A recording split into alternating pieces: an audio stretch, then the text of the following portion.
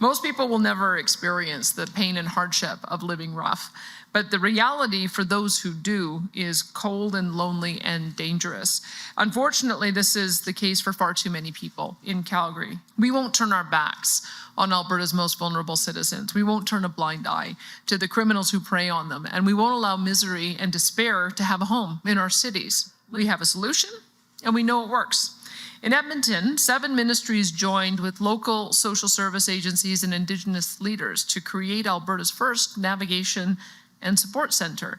This is a safe central location where people exiting encampments can access the services they need to break the cycle and to rebuild their lives. As part of our recovery-oriented system of care, the Navigation and Support Center brings existing services under one roof. And those who formerly stayed in encampments and anyone experiencing homelessness can access the supports they need quickly and simply. Edmonton Centre has done life-saving and life-changing work. For example, the centre was able to help a refugee from Africa who had lost her housing. She had 2 children and was in desperate straits. Staff were able to set her up with income supports and to get her into a hotel before she moved on to transitional housing. One man who'd been sleeping rough with his dog in cold weather came in with frostbite on his feet, and the centre was able to accommodate him and his dog so that he could get the emergency care that he needed. And an Indigenous woman asked to be reconnected with her sister. When workers reached out to her sister, they learned that the woman's family had believed she was missing and likely dead for over a decade.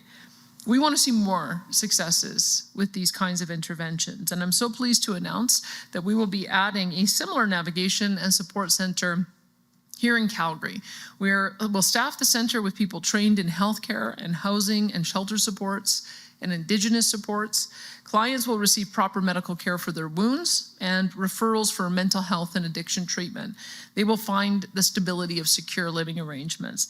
They'll get connections to financial and employment services, and they'll get ID immediately so that they can start accessing supports in the future and make that easier. All of these services will mean a path to a better life for more Calgarians, and I'm grateful to all of our partners who are working with us on Calgary's Navigation and Support Center.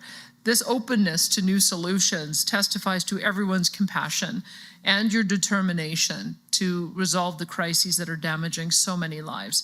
I'm looking forward to the stories of recovery that will come from this center, and with your help, we will make that happen.